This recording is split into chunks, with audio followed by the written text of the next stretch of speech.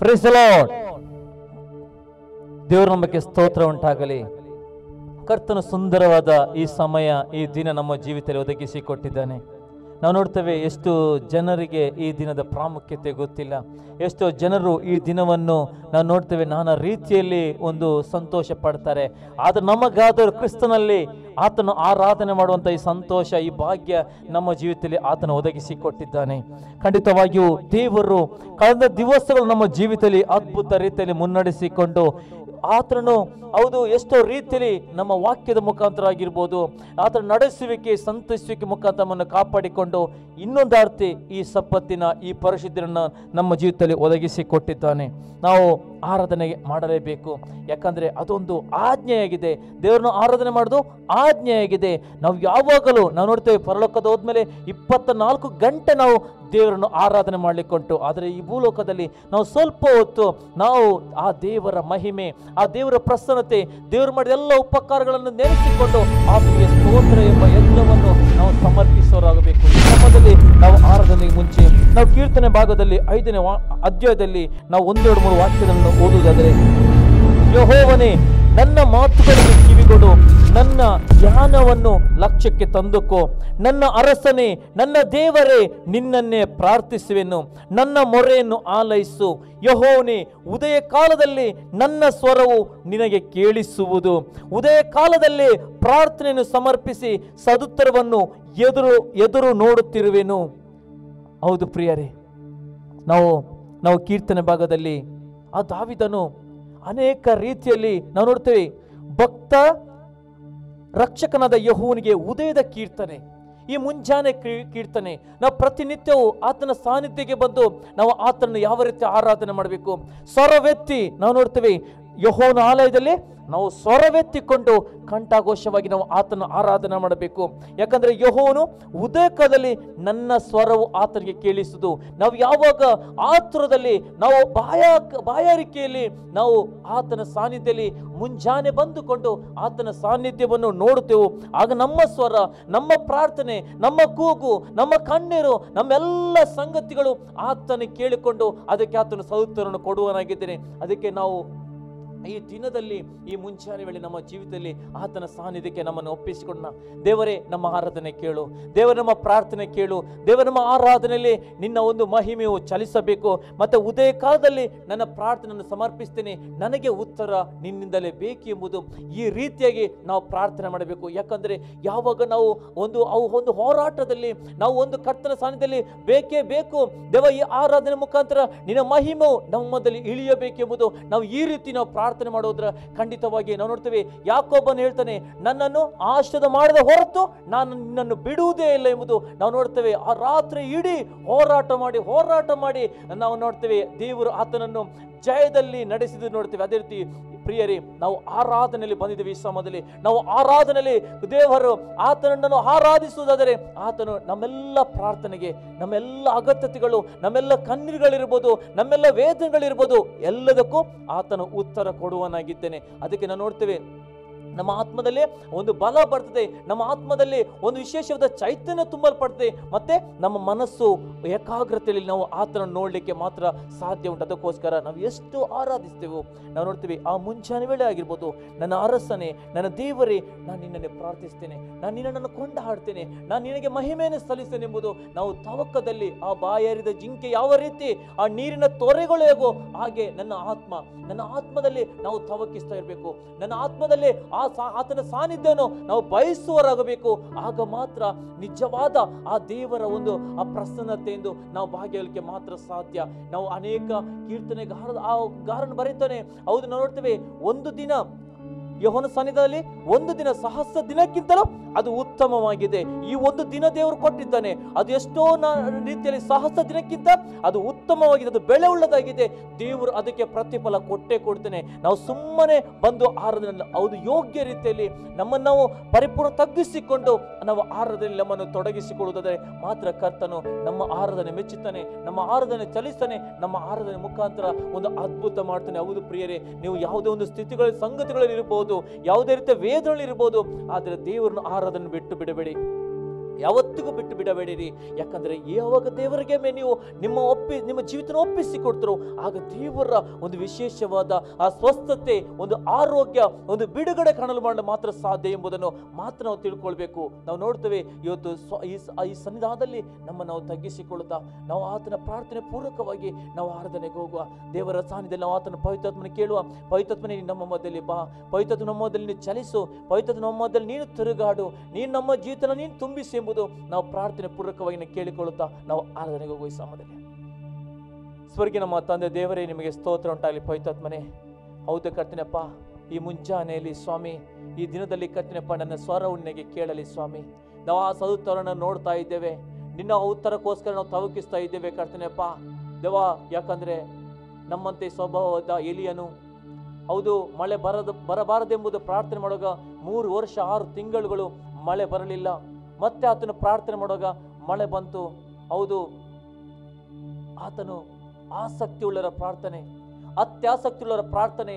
ನಾವು ಈ ಸಮಯದಲ್ಲಿ ದೇವ ನಿನ್ನನ್ನು ಒಂದು ಆಸಕ್ತಿಯುಳ್ಳವರಾಗಿ, ಅತ್ಯಾಸಕ್ತಿಯುಳ್ಳವರಾಗಿ ನನ್ನ ಆರಾಧನೆ ಮಾಡ್ತೇವೆ ಕರ್ತನೆಪ್ಪ. ನಮ್ಮ ಆರಾಧನೆ ಅದು ನಿನಗೆ ಧೂಪದಂತೆ, ನಮ್ಮ ಆರಾಧನೆಗೆ ಮಹಿಮೆಯಂತೆ ಸ್ವಾಮಿ ಅದು ಸಲ್ಲಲ್ಪಡಲಿ ಕರ್ತನೆಪ್ಪ. ನಿನ್ನ ಮೇಘವು, ನಿನ್ನ ಮಹಿಮೆಯು ಸ್ವಾಮಿ ನಮ್ಮ ಮಧ್ಯದಲ್ಲಿ ಸೂರ್ಯ ಮಾಡು ಪವಿತ್ರಾತ್ಮನೇ. ದೇವ, ಆರಾಧನೆ ನೋಡುವಂಥ ಪ್ರತಿಯೊಂದು ಕುಟುಂಬಗಳಲ್ಲಿ ಸ್ವಾಮಿ ನಿನ್ನ ವಿಶೇಷದ ಸಮಾಧಾನವು, ವಿಶೇಷವಾದ ಸ್ವಸ್ಥತೆಯು, ವಿಶೇಷದ ಬಿಡುಗಡೆಗಳು ಕಾಣಲ್ಪಡಲಿ ಸ್ವಾಮಿ. ಇದರ ಮುಖಾಂತರ ನಿನ್ನ ಮಹಿಮೆ ಒಂದು ಯೇಸುವಿನ ನಾಮದಲ್ಲಿ ಪ್ರಾರ್ಥನೆ ಬೇಡೊಂತಂದೆ, ಆಮೆನ್. Praise the Lord. ನಾವು ಇನ್ನೊಂದು ಆತನನ್ನು ಆರಾಧನೆ ಮಾಡಲಿಕ್ಕೆ ಈ ಸಮಯದಲ್ಲಿ ನಮ್ಮನ್ನು ನಾವು ಎದ್ದು ನಿಂತುಕೊಳ್ಳುತ್ತಾ ಆತನ ಸಾನ್ನಿಧ್ಯದಲ್ಲಿ ಆ ಪವಿತ್ರಾತ್ಮನ್ನು ನಾವು ಬರಮಾಡಿಕೊಳ್ಳುವ. ನಿನಗಾಗಿ ನಿನ್ನ ಪಾದ ಸನ್ನಿಧಿಗೆ ನಾನು ಒಪ್ಪಿಸಿಕೊಡುತ್ತೇನೆ. ಯೇಸುವೆ, ನನಗೆ ನೀನು ಬೇಕು, ನನಗೆ ನೀನು ಬೇಕು. ನೀನಿಲ್ಲದೆ ನನ್ನ ಜೀವನ ಏನೂ ಅಲ್ಲ. ನೀನು ನನಗೆ ಬೇಕು. ನೀನಿಲ್ಲದೆ ನನಗೆ ಪ್ರಸನ್ನತೆ ಇಲ್ಲ, ನೀನಿಲ್ಲದೆ ಅಭಿಷೇಕ ಇಲ್ಲ. ಪವಿತ್ರಾತ್ಮ, ನನಗೆ ನೀನು ಬೇಕೆಂಬುದನ್ನು ನಾವು ಪವಿತ್ರಾತ್ಮ ಪೂರ್ವಕ ಆತನ ಪದಸಾನ್ನಿಧ್ಯದಲ್ಲಿ ನಮ್ಮನ್ನು ಒಪ್ಪಿಸಿಕೊಂಡು ಈ ಸಮಯದಲ್ಲಿ ಹಲ್ಲೆಲೂಯಾ.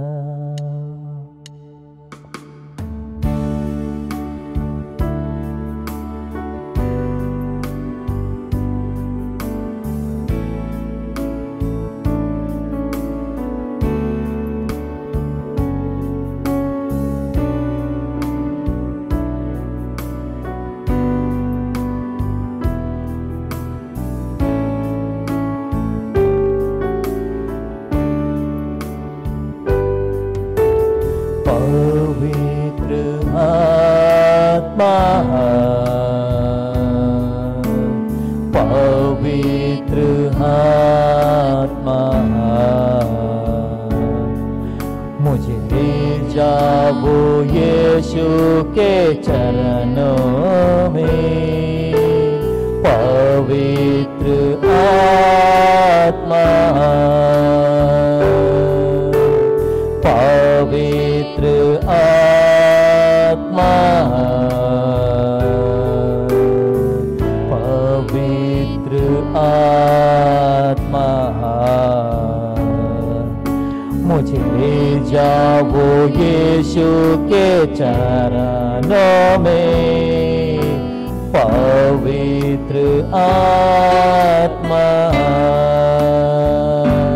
सिर्फ तेरे लिए यीशु, तेरे लिए, सिर्फ तेरे लिए यीशु, तेरे लिए, सिर्फ तेरे लिए यीशु, तेरे लिए मैं हाथ उठाता हूँ। पवित्र आत्मा, पवित्र आत्मा मुझे ले जाओ यीशु के चरणों में। पवित्र आत्मा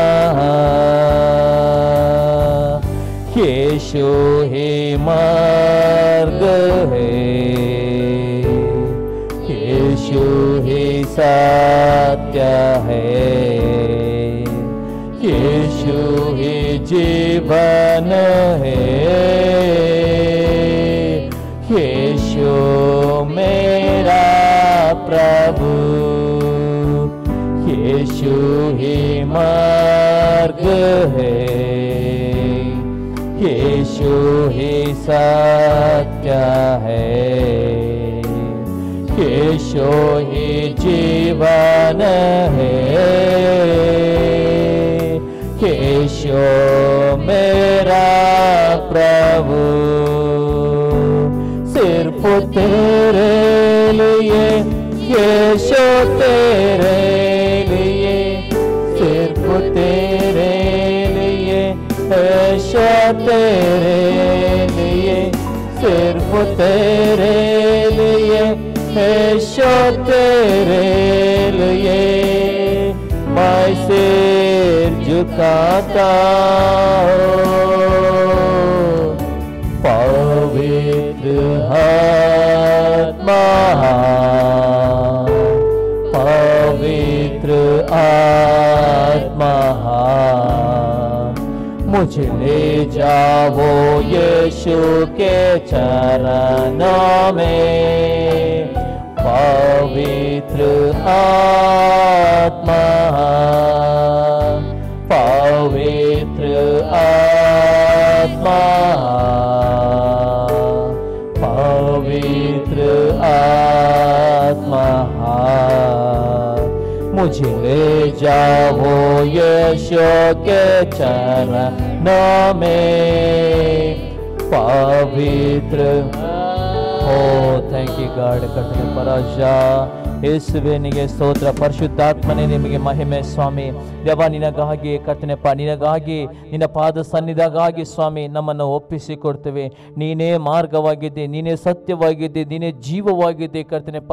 ಪವಿತ್ರಾತ್ಮನೇ ನಾವು ಪರಿಪೂರ್ಣ ಶರಣರಾಗುತ್ತೇವೆ, ನಾವು ಶರಣರಾಗ್ತೇವೆ ಸ್ವಾಮಿ. ನಿನ್ನ ಪಾದ ಸನ್ನಿಧಿಗೆ ನಾವು ಪರಿಪೂರ್ಣ ನಾವು ನಮ್ಮ ಜೀವಿತನ ಒಪ್ಪಿಸಿಕೊಡ್ತೇವೆ ರಾಜ. ನೀನು ಕಾರ್ಯ ಮಾಡು ಪವಿತ್ರಾತ್ಮನೇ. Thank you God. Hallelujah. Holy spirit Jesus Lord, thank you God. ಕರ್ತನೆಪ್ಪ, ನನಗಾಗಿ ಯುದ್ಧ ಮಾಡೋ ದೇವರೇ, ನನ್ನ ಪಕ್ಷವಾಗಿರುವ ದೇವರೇ, ಸೈನ್ಯಗಳ ಕರ್ತನೆ ನಿನ್ನನ್ನು ಆರಾಧಿಸ್ತೇವೆ ಸ್ವಾಮಿ. ಸಮಯದಲ್ಲಿ ಸ್ವಾಮಿ ನಾವು ಸೋಲುವವರಲ್ಲ ಸ್ವಾಮಿ, ನಾವು ಎದೆಗೊಡುವವರಲ್ಲ ಸ್ವಾಮಿ, ನಾವು ಭಯಪಡೋರಲ್ಲ. ನಮ್ಮ ಜೊತೆ ನಮ್ಮ ಪಕ್ಷವಾಗಿ ದೇವ, ನಮ್ಮ ಪರವಾಗಿ ಯುದ್ಧ ಮಾಡೋ ದೇವರೇ, ನಿನಗೆ ಸ್ತೋತ್ರ ಸ್ವಾಮಿ. ಹಲ್ಲೆಲೂಯಾ.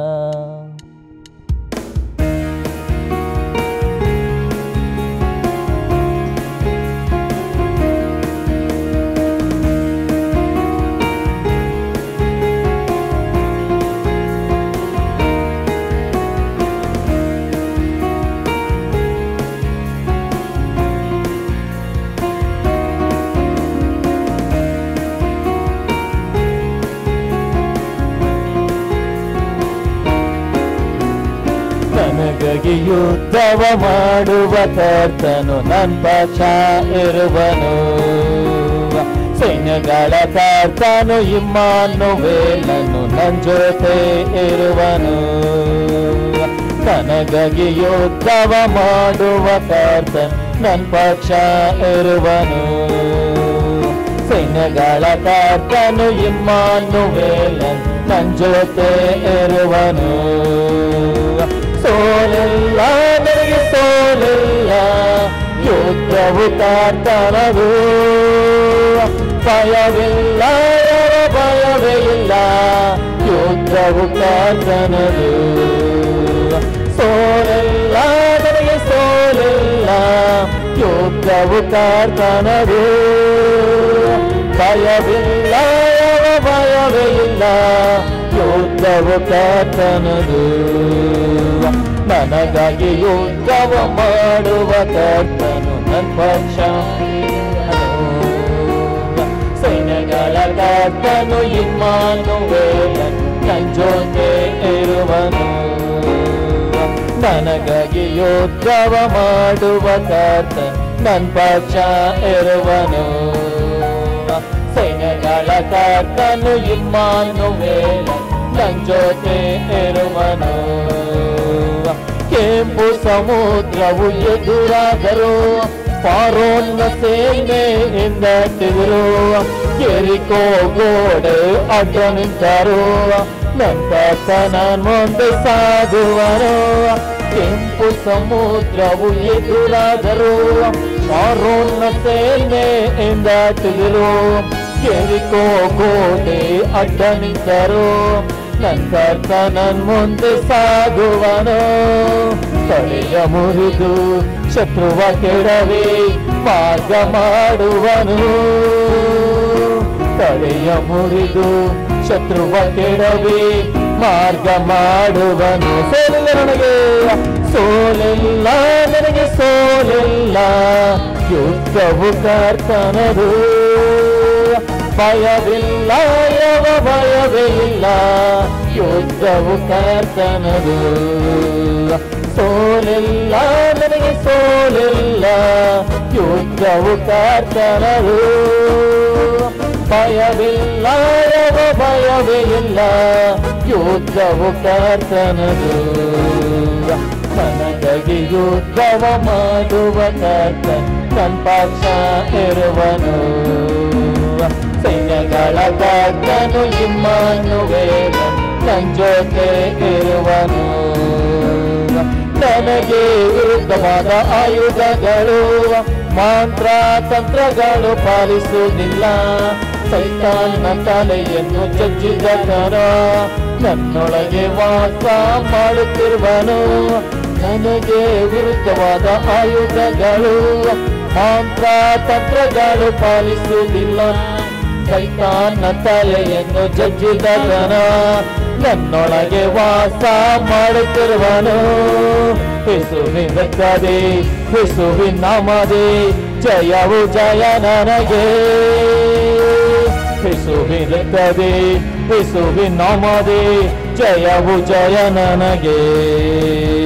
ಸೋಲಿಲ್ಲ ನನಗೆ, ಸೋಲಿಲ್ಲ. ಯೋದ್ಧವು ಕರ್ತನದು. ಹಲ್ಲೆಲೂಯಾ.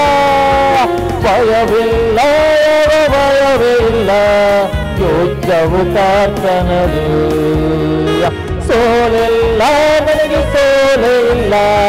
ಯುದ್ಧವು ಕರ್ತನದು. ಭಯವಿಲ್ಲ, ಯಾವ ಭಯವೇ ಇಲ್ಲ. ಯುದ್ಧವು ಕರ್ತನದು. ನನಗಾಗಿ ಯುದ್ಧವ ಮಾಡುವ ಕರ್ತ ನನ್ನ ಪಕ್ಷ ಇರುವನು. ಸೈನ್ಯಗಳ ಕರ್ತನು ಇಮ್ಮಾನುವೇಲ ನನ್ನ ಜೊತೆ ಇರುವನು. ಕೆಂಪು ಸಮುದ್ರವು ಎದುರಾದರೂ ಫರೋನ ಸೇನೆಯಿಂದ ಅಟ್ಟಿದರು. ಎರಿಕೋ ಗೋಡೆ ಅಡ್ಡ ನಿಂತರು, ನನ್ನ ಕರ್ತ ನನ್ನ ಮುಂದೆ ಸಾಗುವನು. ಕೆಂಪು ಸಮುದ್ರವು ಎದುರಾದರೂ ಫರೋನ ಸೇನೆಯಿಂದ ಅಟ್ಟಿದರು. ಎರಿಕೋ ಗೋಡೆ ಅಡ್ಡ ನಿಂತರು, ನನ್ನ ಕರ್ತ ನನ್ನ ಮುಂದೆ ಸಾಗುವನು. ತೊಡೆಯ ಮುರಿದು ಶತ್ರುವ ಕೆಡವಿ ಮಾರ್ಗ ಮಾಡುವನು. ತೊಡೆಯ ಮುರಿದು ಶತ್ರುವ ಕೆಡವಿ ಮಾರ್ಗ ಮಾಡುವನು. ನನಗೆ ಸೋಲಿಲ್ಲ ನನಗೆ, ಸೋಲಿಲ್ಲ. ಯುದ್ಧವು ಕರ್ತನದು. ಭಯವಿಲ್ಲ, ಯಾವ ಭಯವೇ ಇಲ್ಲ. ಯುದ್ಧವು ಕರ್ತನದು. ಸೋಲಿಲ್ಲ ನನಗೆ, ಸೋಲಿಲ್ಲ. ಯುದ್ಧವು ಕರ್ತನದು. ಭಯವಿಲ್ಲ, ಭಯವಿಲ್ಲ. ಯುದ್ಧವು ಕರ್ತನದು. ಸೋಲಿಲ್ಲ ನನಗೆ, ಸೋಲಿಲ್ಲ. ಹೌದು ಸ್ವಾಮಿ, ನಮಗೆ ಸೋಲುಗಳಿಲ್ಲ ಸ್ವಾಮಿ. ನಮಗೆ ಪ್ರತಿದಿನವೂ ಜಯ, ಪ್ರತಿನಿತ್ಯವೂ ಜಯದಲ್ಲಿ ದೇವರಾಗಿದ್ದಾನೆ. ಯಾವುದೇ ಕೆಟ್ಟ ಸಂಬಂಧಗಳು ಬರಲಿ ಸ್ವಾಮಿ. ಯಾವುದೇ ರೀತಿಯ ಪರೋನ ಸೇನೆಗಳು ಹಿಂದಾಕಿದ್ರು ನಮಗೆ ಧೈರ್ಯದಲ್ಲಿ ಮುನ್ನಡೆಸುವ ದೇವರ ಎರಿಕೆ ಕೋಟೆಗಳನ್ನು ಸಂಗತಿಗಳನ್ನು ಬಿಡುಗಡೆ ಮಾಡುವ ದೇವರು ನಮ್ಮ ಜೊತೆ ಇದ್ದಾನೆ. ನಮಗೆ ವಿರುದ್ಧವಾದ ಯಾವುದೇ ಸೈತಾನ ಶಕ್ತಿ ನಾಶ ಮಾಡುವ ದೇವರು ನಮ್ಮ ಒಳಗೆ ದೇವರ ಆತ್ಮದ ಮುಖಾಂತರ ದೇವರು ನಮಗೆ ತುಂಬಿಸಕ್ಕಾಗಿ ಸ್ತೋತ್ರ ಇರ್ತೇವೆ. ನನಗೆ ವಿರುದ್ಧವಾಗಿ ನಮ್ಮ ಯಾವುದೇ ಕುಟುಂಬದ ವಿರುದ್ಧವಾಗಿ ಯಾವುದೇ ರೀತಿಯಲ್ಲಿ ಇರಬಹುದು, ಅದಕ್ಕೆ ಎಲ್ಲ ಸೈತಾನ ಕೋಟೆ ನಾಶ ಮಾಡೋ ದೇವರು ನನ್ನೊಳಗೆ ಇದ್ದಾನೆ, ನನ್ನಲ್ಲಿ ವಾಸ ಮಾಡ್ತಾನೆ. ಯೇಸುವಿನ ರಕ್ತದಲ್ಲಿ ಜಯ, ಯೇಸುವಿನ ವಾಕ್ಯದಲ್ಲಿ ಜಯ, ಯೇಸುವಿನ ಹೆಸರಿನಲ್ಲಿ ನಮಗೆ ಜಯ ಕೊಡುವ ದೇವರೇ, ನೀನು ನಮ್ಮ ಜೊತೆಲಿರುವಾಗ ನಾವು ಸೋಲುವವರಲ್ಲ, ನಾವು ಎದೆಗೊಳ್ಳುವವರಲ್ಲ, ನಾವು ಭಯಪಡುವವರಲ್ಲ, ನಾವು ದಿಗ್ಭ್ರಮೆಗೊಳ್ಳುವವರಲ್ಲ ಸ್ವಾಮಿ. ಯಾಕಂದ್ರೆ ವಾಕ್ಯ ಹೇಳ್ತದೆ, ಹೌದು, ನಾನೇ ನಿನ್ನೊಂದಿಗಿದ್ದೇನೆ, ದಿಗ್ಭ್ರಮೆಗೊಳ್ಳಬೇಡ, ಭಯ ಪಡಬೇಡ, ನಾನೇ ನಿನ್ನ ದೇವರೆಂಬುದು ನಮಗೆ ಧೈರ್ಯವನ್ನು ತುಂಬಿಸುವಂತ ದೇವರೇ ನಿನಗೆ ಮಹಿಮೆ ಸ್ವಾಮಿ. ದೇವ ನಮ್ಮ ಪಕ್ಷವಾಗಿ ನಮ್ಮ ಪರವಾಗಿ ಯುದ್ಧ ಮಾಡೋ ದೇವರ ಸ್ವಾಮಿ. ಯೆಹೋಷಾಫಾಟನೊಟ್ಟಿಗೆ ನೀನು ಇದ್ದುಕೊಂಡು ಯುದ್ಧ ಮಾಡೋ ದೇವರು, ಮೋಶೆಯೊಟ್ಟಿಗೆ ನೀನು ಇದ್ದುಕೊಂಡು ಯುದ್ಧ ಮಾಡೋ ದೇವರ ಸ್ವಾಮಿ. ದೇವ ಹೌದು ಕತ್ರಪ್ಪ, ದಾವೀದನ ಜೊತೆ ನೀನು ಇದ್ದುಕೊಂಡು ಯುದ್ಧ ಮಾಡೋ ದೇವರು. ಇವತ್ತು ನಮ್ಮ ಪರವಾಗಿ ನಮ್ಮ ಜೊತೆಯಲ್ಲಿ ಯುದ್ಧ ಮಾಡೋ ದೇವರು ನೀನೇ ಸೈನ್ಯಗಳ ಕರ್ತನು ಸ್ವಾಮಿ. ನೀನೊಬ್ಬನೇ ಮಹಿಮೆಯಾರಾಗಿ ಅರಸನಾಗಿರುವ ದೇವರು. ನಿನಗೆ ಸ್ತೋತ್ರ ಸಲ್ಲಿಸುತ್ತೇವೆ ಸ್ವಾಮಿ. ಕರ್ತನಿಗೆ ಮಹಿಮೆ ಸ್ವಾಮಿ. ಅಪ್ಪ ನೀನೊಬ್ಬನೇ ದೇವ. ಪರಲೋಕದಲ್ಲಿ ತಂದೆ ಬಲಪಾಶ ಎದ್ದುಕೊಂಡು ನಮಗೋಸ್ಕರ ವಿಜ್ಞಾಪನೆ ಮಾಡುತ್ತಾ ಯೇಸುವೆ ನಾವು ಹೇಳುತ್ತೇವೆ ಸಮಯದಲ್ಲಿ, ಪರಲೋಕದಲ್ಲಿರುವ ತಂದೆ ನಿನ್ನ ನಾಮ ಅದು ಪರಿಶುದ್ಧವಾದದ್ದು, ಅದು ಸ್ತುತಿ ಸ್ತೋತ್ರಕ್ಕೆ ಯೋಗ್ಯವಾದದ್ದು, ಮಾನ ಮಹಿಮೆಗೆ ಅದು ಯೋಗ್ಯವಾದದ್ದು, ಅದು ಪ್ರತಿನಿತ್ಯವೂ ನಮ್ಮ ಜೀವಿತದಲ್ಲಿ ಕ್ಷಮಿಸುವಂಥದ್ದು, ಅದು ನಿನ್ನ ನಾಮವಾಗಿದೆ ಎಂಬುದು ದೇವ. ನಿನ್ನ ಚಿತ್ತ ಪರಲೋಕದಲ್ಲಿ ನೆರವೇರ ಪ್ರಕಾರ ನಮ್ಮೊಬ್ಬರ ಜೀವಿತಲ್ಲೂ ನೆರವೇರುವುದಕ್ಕೋಸ್ಕರ ದೇವ ನಿನ್ನ ಬಾಗಿಲುಗಳು ತೆರೆಯಲ್ಪಡಬೇಕಾಗಿ ನಾವು ಪ್ರಾರ್ಥಿಸಿಕೊಳ್ಳುತ್ತೇವೆ ಸ್ವಾಮಿ. ದೇವ ಕಣ್ಣುಗಳನ್ನ ಮುಚ್ಚಿಕೊಳ್ಳುವ ಈ ಕೊನೆ ಭಾಗದಲ್ಲಿ ನಾವು ಪರಿಪೂರ್ಣವಾಗಿ ಒಂದು ಅರ್ಥಗರ್ಭಿತವಾಗಿ ಆ ಒಂದು ಆರಾಧನೆಯಲ್ಲಿ ಆ ಪರಿಶುದ್ಧಾತ್ಮನಲ್ಲಿ ನಾವು ಪ್ರಾರ್ಥಿಸಿಕೊಳ್ಳುವ.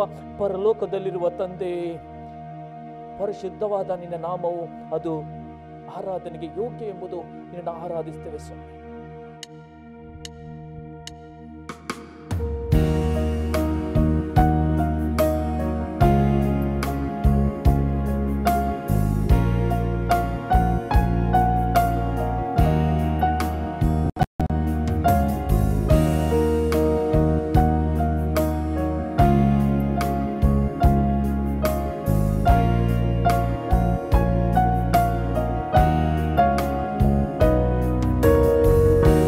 ಲೋಕದಲ್ಲಿ ಇರುವ ತಂದೆ,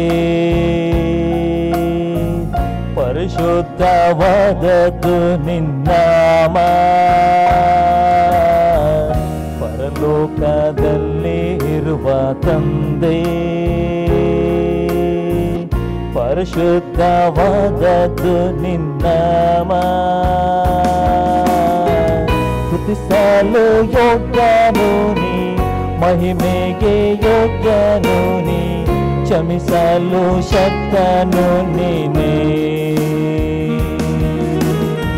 ಸ್ತುತಿಸಲು ಯೋಗ್ಯನು ನೀ, ಮಹಿಮೆಗೆ ಯೋಗ್ಯನು ನೀ, ಕ್ಷಮಿಸಲು ಶಕ್ತನು ನೀನೇ.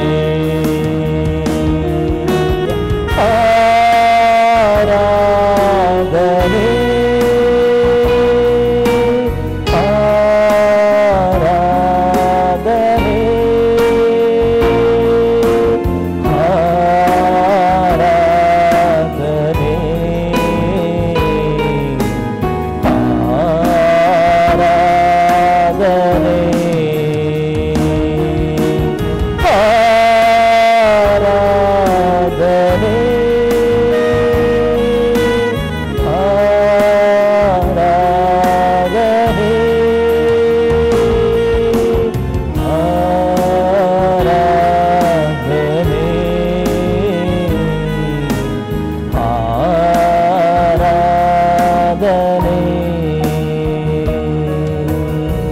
ಪರಲೋಕದಲ್ಲೇ ನಿನ್ನ ಚಿತ್ತ ನಿತ್ಯವೂ ನೆರವೇರುವಂತೆ. ಪರಲೋಕದಲ್ಲೇ ನಿನ್ನ ಚಿತ್ತ ನಿತ್ಯವೂ ನೆರವೇರುವಂತೆ. ಭೂಲೋಕದಲ್ಲಿಯೋ ನನ್ನಲ್ಲಿಯೋ ದೇವ ನಿಂಚಿತ್ತ ನೆರವೇರಲಿ. ಭೂಲೋಕದಲ್ಲಿಯೋ ನನ್ನಲ್ಲಿಯೋ ದೇವ ನಿಂಚಿತ್ತ ನೆರವೇರಲಿ.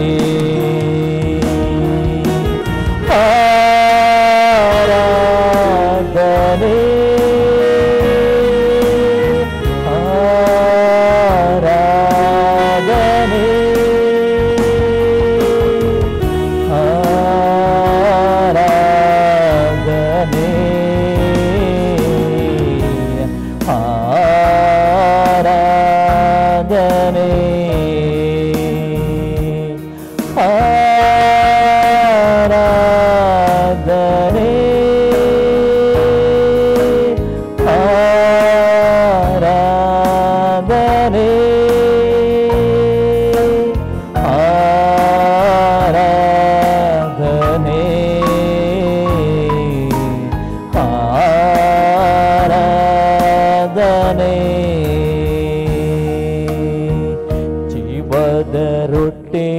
ನೀನೇ ದೇವಾ, ಜೀವ ಜಲವು ನೀನೇ ದೇವಾ, ಜೀವದ ರೊಟ್ಟಿ ನೀನೇ ದೇವಾ, ಜೀವ ಜಲವು ನೀನೇ ದೇವಾ, ಅನುದಿನದ ಆಹಾರವ ನನಗೆ ನೀಡು ದೇವಾ, ನೀಡು ನಿನ್ನಾತ್ಮ ನನಗೆ. ಅನುದಿನದ ಆಹಾರವ ನನಗೆ ನೀಡು ದೇವಾ, ನೀಡು ನಿನ್ನಾತ್ಮ ನನಗೆ.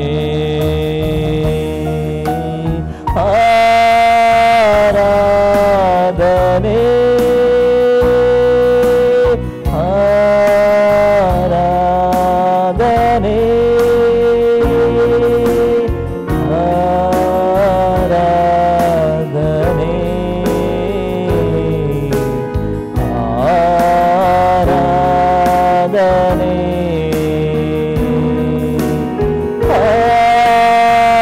ಆರಾಧನೆ ಆರಾಧನೆ ಆರಾಧನೆ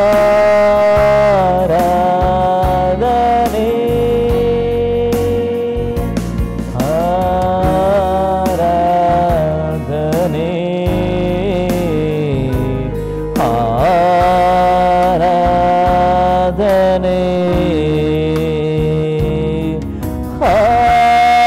ಆರಾಧನೆ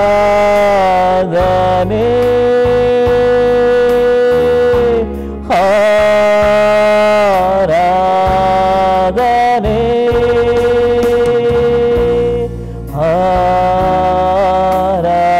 ಆರಾಧನೆ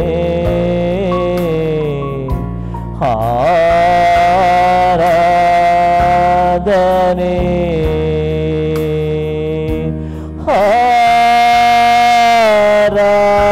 ಆರಾಧನೆ. ಓ ಗ್ಲೋರಿ ಗ್ಲೋರಿ ಸ್ವಾಮಿ, ನಿನ್ನ ಮಹಿಮೆ ಪರಿಶುದ್ಧಾತ್ಮನೆ. ದೇವ ಪರಲೋಕದಲ್ಲಿರುವ ದೇವನಿಗೆ ಸ್ತೋತ್ರ ಸ್ವಾಮಿ, ನಿನ್ನ ಮಹಿಮೆ ಪರಿಶುದ್ಧಾತ್ಮನೆ ತುಂಬುವುದಕ್ಕಾಗಿ ಸ್ತೋತ್ರ ಕರ್ತನೆಯಪ್ಪ ರಾಜ. ಯೇಸುವೇ ಆರಾಧನೆ ಸ್ವಾಮಿ, ನಿನ್ನ ಮಹಿಮೆಯಾಗಿರುವ ದೇವರೇ ನಿನಗೆ ಸ್ತೋತ್ರ ಪರಿಶುದ್ಧಾತ್ಮನೆ. ನಿನಗೊಬ್ಬನ ಆರಾಧನೆ ಮಾಡುತ್ತೇವೆ ಸ್ವಾಮಿ, ನೀನೊಬ್ಬನೇ ಮಹಿಮೆಗೆ ಯೋಗ್ಯನ ದೇವರೇ ಸ್ವಾಮಿ, ನೀನೊಬ್ಬನೇ ಸ್ತುತಿ ಸ್ತೋತ್ರದಲ್ಲಿ ಚಲಿಸುವಂತ ದೇವನಿಗೆ ಸ್ತೋತ್ರ ಕರ್ತನೆಯಪ್ಪ. ಪರಲೋಕದಲ್ಲಿ ಚಿತ್ತ ನೆರವೇ ಪ್ರಕಾರ ಸ್ವಾಮಿ, ಈ ಭೂಲೋಕದಲ್ಲಿ ನೆರವೇರುವುದಕ್ಕಾಗಿ ನಾವು ಸ್ತೋತ್ರ. ನಮ್ಮೊಬ್ಬರ ಜೀವಿತದಲ್ಲಿ ಚಿತ್ತ ಪ್ರಕಾರ ನಡೆಸಕ್ಕಾಗಿ ಸ್ತೋತ್ರ ಪರಿಶುದ್ಧಾತ್ಮನೇ. ಓ ಗೋರಿ ಸ್ವಾಮಿ, ನಿನ್ನ ಪ್ರಸನ್ನತೆ ಸ್ವಾಮಿ, ನಿನ್ನ ಪ್ರಸನ್ನತೆಯಲ್ಲಿ ಜೀವ ಉಂಟು, ನಿನ್ನ ಪ್ರಸನ್ನತೆಯಲ್ಲಿ ಒಂದು ಬಿಡುಗಡೆ ಉಂಟು, ನಿನ್ನ ಪ್ರಸನ್ನತೆಯಲ್ಲಿ ಸ್ವಾಮಿ ಒಂದು ಸಮೃದ್ಧಿಯಾದ ಆರೋಗ್ಯ ಕೊಡುವಂತ ದೇವರೇ, ನಿನ್ನ ಪ್ರಸನ್ನತೆ ಇರಕ್ಕಾಗಿ ಸ್ತೋತ್ರ ಪರಿಶುದ್ಧಾತ್ಮನೇ. ಈ ದೇವ ನಿನ್ನ ಆರಾಧನೆ ಮೆಚ್ಚಿದ ದೇವರೇ ಸ್ವಾಮಿ, ದೇವ ತಂದೆಯ ಬಲಪಾಶಿಲಿಕೊಂಡು ವಿಜ್ಞಾಪಿಸ ಮಾಡ ದೇವನಿಗೆ ಸ್ತೋತ್ರ ಉಂಟಾಗಲಿ ಪರಿಶುದ್ಧಾತ್ಮನೇ. ನೀನೊಬ್ಬನೇ ಪರಿಶುದ್ಧನು ಸ್ವಾಮಿ, ನೀನೊಂದೇ ಸ್ತುತಿ ಸ್ತೋತ್ರಕ್ಕೆ ಯೋಗ್ಯನುಳ್ಳ ದೇವರೇ. ನಿನಗೊಬ್ಬನಿಗೆ ನಾವು ಘನತೆಯನ್ನು ಸಲ್ಲಿಸ್ತೇವೆ, ನಿನಗೊಬ್ಬನಿಗೆ ಮಹಿಮೆಯನ್ನು ಸಲ್ಲಿಸ್ತೇವೆ ಕರ್ತನೆಯಪ್ಪ. ನೀನೊಬ್ಬನೇ ಅದ್ಭುತದಲ್ಲಿ ಮಾಡೋ ದೇವರು, ನೀನೊಬ್ಬನೇ ಸ್ವಾಮಿ ಹೀಲಿಂಗ್ ಮಾಡುವಂತ ದೇವರಾಗಿದ್ದೆ ಕರ್ತನೆಯಪ್ಪ. ಯೇಸುವಿನಿಗೆ ಸ್ತೋತ್ರ. ನಮ್ಮ ಆರಾಧನೆಯಲ್ಲಿ ಮೆಚ್ಚಿದಕ್ಕಾಗಿ ಸ್ತೋತ್ರ, ನಮ್ಮ ಆರಾಧನೆ ಚಲಿಸಕ್ಕಾಗಿ ಸ್ತೋತ್ರ. ನೀನು ಮಹಿಮೆ ಒಂದು ಎಲ್ಲ ಸ್ತುತಿಗೆ ನಮನ ಮಹಿಮೆ ನಿನಗೊಬ್ಬನೇ ಸಲ್ಲಿಸ್ತೇನೆ. ನಜರೇತನೇಶ್ ಕ್ರಿಸ್ತನ ಅತಿ ಮುದ್ದಾದ ನಾಮದಲ್ಲಿ ತಂದೆಯೇ, ಆಮೆನ್. Praise the lord. ದೇವರ ಸ್ತೋತ್ರವಾಗಲಿ. ದೇವರ ವಾಕ್ಯಕ್ಕೋಸ್ಕರ ಪ್ರಾರ್ಥನೆ ಮಾಡೋಣ. ಪರಲೋಕದಲ್ಲಿರೋ ತಂದೆ ದೇವರೇ, ಯೇಸು ಕ್ರಿಸ್ತನ ನಾಮದಲ್ಲಿ ನಾವು ನಿನ್ನ ಪಾದ ಸನ್ನಿಧಿಯಲ್ಲಿ ನಾವು ಬಂದಿದ್ದೇವೆ. ನಾವು ಧ್ಯಾನ ಮಾಡಿದ ಸಂದೇಶವನ್ನು ನಿನ್ನ ಪವಿತ್ರಾತ್ಮನಲ್ಲಿ ಅಭಿಷೇಕಿಸು. ಪವಿತ್ರಾತ್ಮನನ್ನು ಸ್ವಾಗತಿಸ್ತೀನಿ. ನಮ್ಮ ಒಳ್ಳೆಯ ಬೋಧಕನಾದಕನು ಇವತ್ತಿನ ಸಂದೇಶ ಮುಖಾಂತರವಾಗಿ ನಿನ್ನ ಜನ ಸಂಗಡ ಮಾತನಾಡು ಪವಿತ್ರಾತ್ಮನೇ. ಈ ವಾಕ್ಯ ಕೇಳುವ ಪ್ರತಿಯೊಂದು ಆತ್ಮಗಳಿಗೆ ಜೀವವನ್ನು, ಪ್ರೋತ್ಸಾಹವನ್ನು, ಭಕ್ತಿ ಅಭಿವೃದ್ಧಿ ಉಂಟು ಮಾಡಿ ನಾನು ಬೇಡಿಕೊಳ್ತೇನೆ ಯೇಸು ಕ್ರಿಸ್ತನ ನಾಮದಲ್ಲಿ, ಆಮೇನ್. ಇವತ್ತಿನ ಧ್ಯಾನ ಮಾಡ್ತೇವೆ ಮತ್ತಾಯನ ಬರೆಸುವಾರ್ತೆ 5ನೇ ಅಧ್ಯಾಯದಲ್ಲಿ 3ನೇ ವಾಕ್ಯ. Matthew gospel chapter 5:3. ಆತ್ಮದಲ್ಲಿ ಬಡವರಾಗಿರೋರು ಧನ್ಯರು, ಪರಲೋಕ ರಾಜ್ಯವು ಅವರದು. ಪ್ರಿಯ ಯೇಸು ಕ್ರಿಸ್ತನು ಪರ್ವತ ಪ್ರಸಂಗ ಮಾಡಿದ ಪ್ರಸಂಗದಲ್ಲಿ ಅತಿ ದೊಡ್ಡದಾದ ಅತಿ ಶ್ರೇಷ್ಠವಾದ ಪ್ರಸಂಗ ಪರ್ವತ ಪ್ರಸಂಗವಾಗಿದೆ. ಪ್ರಿಯರೇ, ಯೇಸು ಕ್ರಿಸ್ತನು ಆ ಪರ್ವತ ಮೊದಲನೇ ಸಂಗತಿ ಆತ್ಮದಲ್ಲಿ ಬಡವರಾಗರು ಧನ್ಯರು, ಪರಲೋಕ ರಾಜ್ಯ ಅವರದು. ಪ್ರಿಯರೇ, ಧನ್ಯರು ಎಂಬ ಪದಕ್ಕೆ ಪ್ರಿಯರೇ ಅನೇಕ ಅರ್ಥಗಳುಂಟು. ಒಂದು ಅರ್ಥವಾಗಿದೆ ಆತ್ಮಿಕ ಅಭಿವೃದ್ಧಿ, ಸಂತೋಷ, ದೇವರು ವಾಗ್ದಾನ ಮಾಡಿದ ಪ್ರತಿಯೊಂದು ಆಶೀರ್ವಾದವನ್ನು ಹೊಂದಿಕೊಳ್ಳುವುದು, ದೇವರ ದಯೆಯನ್ನು ಹೊಂದಿಕೊಳ್ಳುವುದು, ಎಲ್ಲದಕ್ಕೆ ಧನ್ಯರು ಅಂತ. ಹಾಗಾದರೆ ಈ ರೀತಿ ದೇವರು ವಾಗ್ದಾನದ ಆಶೀರ್ವಾದವನ್ನು ಹೊಂದಿಕೊಳ್ಳಬೇಕಾ, ದೇವರ ದಯೆಯನ್ನು ಹೊಂದಿಕೊಳ್ಳಬೇಕು. ಆದರೆ ಅದೇ ಕಂಡೀಷನ್ ಆತ್ಮದಲ್ಲಿ ಬಡವರಾಗಿರಬೇಕು. ಅದು ಆತ್ಮದಲ್ಲಿ ಬಡವರಾಗಿದೆ. ಇದು ಅರ್ಥವೇನು ಪ್ರಿಯರೇ? ಇದು ಸುಮಾರು ಅನೇಕ ಅರ್ಥಗಳು. ಒಂದೊಂದು ಅರ್ಥವು ನಿಮಗೆ ಎಕ್ಸ್ಪ್ಲೇನ್ ಮಾಡ್ತೇನೆ. ಈ ಗುಣಗಳು ನಿಮಗೆ ಇರುವುದಾದರೆ ಅದು ಅರ್ಥ ನೀವು ಆತ್ಮದಲ್ಲಿ ಬಡವರಾಗಿದ್ದೀರಿ. ಮತ್ತು ಈ ಗುಣಗಳು ಈ ರೀತಿ ಆತ್ಮದಲ್ಲಿ ಅವರು ಬಡವರಾಗಿದ್ದಾರೋ ದೇವರು ಎಲ್ಲ ಆಶೀರ್ವಾದವನ್ನು ನಿಮಗೆ ಕೊಡುತ್ತಾನೆ ಮತ್ತು ನಿತ್ಯ ಜೀವನ ಕೊಡುತ್ತಾನೆ. ಇದು ಅರ್ಥವಾಗಿದೆ. ಮೊದಲನೇ ಸಂಗತಿಯಾಗಿದೆ ಆತ್ಮದಲ್ಲಿ ಬಡವರಾಗುವುದು. ಅದರ್ಥ ಚಿಕ್ಕ ಮಗುವಿನಂತೆ ತಗ್ಗಿಸಿಕೊಳ್ಳುವುದು ಆಗಿದೆ. ಚಿಕ್ಕ ಮಗುವಿನಂತೆ ತಗ್ಗಿಸಿಕೊಳ್ಳುವರು ಆಗಬೇಕು. ಮತ್ತೆ ಬರೆಸುವಾರ್ತೆ 18ನೇ ಅಧ್ಯಾಯದಲ್ಲಿ 1-4 ವಾಕ್ಯ. Matthew gospel 18:1-4. ಆ ವೇಳೆಯಲ್ಲಿ ಶಿಷ್ಯರು ಯೇಸುವಿನ ಬಳಿಗೆ ಬಂದು ಪರಲೋಕ ರಾಜ್ಯದಲ್ಲಿ ಯಾವನು ಹೆಚ್ಚಿನವನು ಎಂದು ಕೇಳಲು ಆತನು ಚಿಕ್ಕ ಮಗುವನ್ನು ಹತ್ತಿರ ಕರೆದು ಅವರ ನಡುವೆ ನಿಲ್ಲಿಸಿ ಅವರಿಗೆ, ನೀವು ತಿರುಗಿಕೊಂಡು ಚಿಕ್ಕ ಮಕ್ಕಳಿಂದ ಆಗದೆ ಹೋದರೆ ನೀವು ಪರಲೋಕ ರಾಜ್ಯದಲ್ಲಿ ಸೇರುವುದೇ ಇಲ್ಲವೆಂದು ನಿಮಗೆ ಸತ್ಯವಾಗಿ ಹೇಳುತ್ತೇನೆ. ಈಗಿರುವುದರಿಂದ ಯಾವನು ಈ ಚಿಕ್ಕ ಮಗುವಂತೆ ತನ್ನನ್ನು ತಗ್ಗಿಸಿಕೊಳ್ಳುತ್ತಾನೋ ಅವನೇ ಪರಲೋಕದಲ್ಲಿ ಹೆಚ್ಚಿನವನು. ಇಲ್ಲಿ ಪರಲೋಕ ರಾಜ್ಯ ಎಂದಕ್ಕೆ 3 ಅರ್ಥಗಳುಂಟು ಪ್ರಿಯರೇ ಹೊಸ ನಂಬಿಕೆಯಲ್ಲಿ. ಒಂದು ಅರ್ಥವಾಗಿದೆ ಈ ಲೋಕದಲ್ಲಿ ನಿಮಗೆ ಜೀವಿಸುವಾಗ ದೇವರು ವಾಗ್ದಾನದ ಎಲ್ಲ ಭೌತಿಕ, ಕೌಟುಂಬಿಕ, ಆರ್ಥಿಕ ಈ ಆಶೀರ್ವಾದ ಪರಲೋಕ ರಾಜ್ಯಕ್ಕೆ ಕಂಪೇರ್ ಮಾಡಿದೆ. ಇನ್ನೊಂದು ಪರಲೋಕ ರಾಜ್ಯ ಅಂದರೆ ಪವಿತ್ರಾತ್ಮ ಕೊಡುವ ಅಭಿಷೇಕ, ಪವಿತ್ರಾತ್ಮ ವರಗಳು ಆಗಿವೆ.